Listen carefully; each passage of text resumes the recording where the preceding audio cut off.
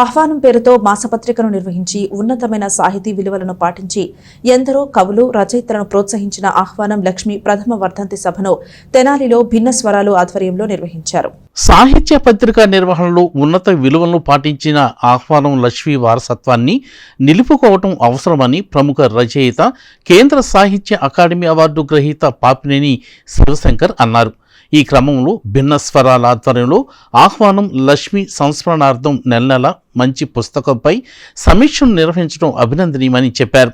పట్నానికి చెందిన సాహితీ సాంస్కృతిక వేదిక భిన్న స్వరాల ఆధ్వర్యంలో ఆహ్వానం లక్ష్మిగా చిరపరిచితులైన ఎస్ఎస్ లక్ష్మి ప్రథమ వర్ధంతి సభను శనివారం రాత్రి ఇక్కడి కవిరాజ పార్కులోని విజేకే భవన్లో ఏర్పాటు చేశారు.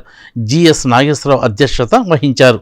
పాపినేని శివశంకర్ మాట్లాడుతూ సంజీదేవ్ స్ఫూర్తితో సాహితీ యాత్రను ఆరంభించిన లక్ష్మి సాహిత్య సంస్కారం అభిరుచితో కొనసాగించడం గొప్ప విషయమని ఆయన అన్నారు. కత్తి మీద సాము లాంటి సాహిత్య పత్రిక నిర్వహణకు తన సొంత ఆస్తిని విక్రయించారని వారు గుర్తు చేశారు. మరో ప్రముఖ కవి రచయిత బండ్ల మాధవరావు తన ప్రసంగంలో అప్పట్లో కవిత్వం రాయటం ఆరంభించిన తన్ను ఆహ్వానం లక్ష్మి సాహిత్య విమర్శ, పుస్తక సమీక్షలకేసి ప్రోత్సహించినట్లు ఆయన చెప్పారు.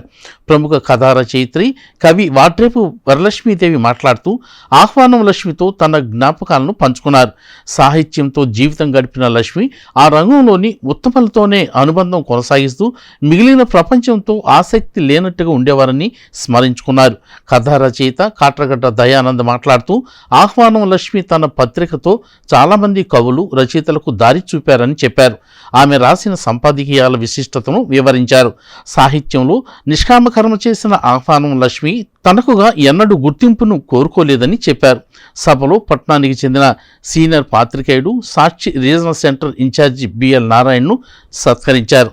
ఆహ్వానం లక్ష్మీ కుమారుడు సమయం రాజా సంజీవదేవ్, ప్రముఖ సాహితీ విమర్శకుడు బి తిరుపతిరావు, రచయిత్రి Nalluri Rupini, Sri Sri printers Visweswara Rao, senior citizens association అధ్యక్షుడు మవ్వ సత్యనారాయణ, వేమూరి విజయభాస్కర్, కనపర్తి బెన్హర్ తదితరులు పాల్గొన్నారు.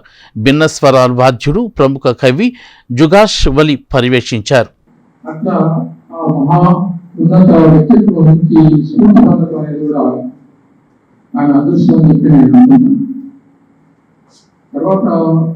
ఆహ్వానం పత్రిక ప్రారంభించిన తర్వాత గుంటూరులో సంవత్సరాలు విజయం రాజశేఖర్ ఇట్లా కొంతమంది బోర్డు అవుతారు. కొంచెం రిజర్వ్గా ఎక్కువ మందితోటి పెరుగుతనం ఉండేది కాదనుకుంటాను.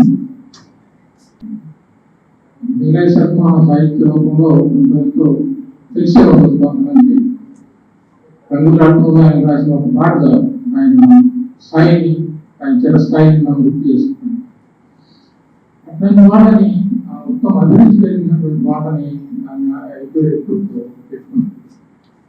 నేను అప్పుడప్పుడు వస్తూ పోతున్నప్పుడు నన్ను కూడా అక్కడ రాయని అడగదు. నేను చింతలతో పోయిన తర్వాత చాలా పెద్దగా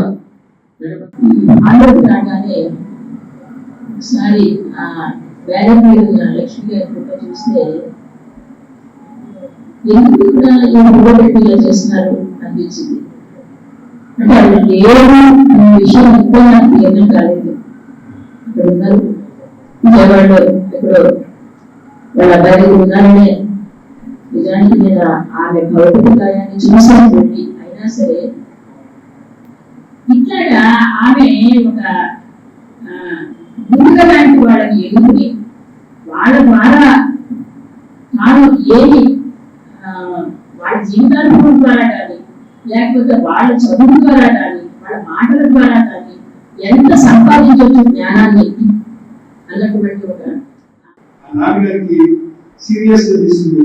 మంచి ఆర్గనైజర్ ఆయన, ఇండియా కంటే మంచి ఆర్గనైజర్. దర్శక్ నాకు డైరెక్షన్ చేశాను. యానివర్సరీ నాటకంలో మా ప్రదర్శనకి ఉత్తమ ప్రదర్శన బహుమతి వచ్చింది. నాకు ఉత్తమ బహుమతి వచ్చింది.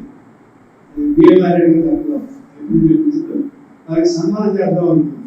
సన్మానం ఏం చేద్దాం, పుస్తకాలు ఇద్దాం. ఆయనకి ఏ పుస్తకం ఇష్టాలు ఇష్టం కలుపుకుని ఆయన చదవదలుచుకుని చదవకుండా పుస్తకాలు అవి కూడా ఇద్దామని అనుకుంటున్నాను.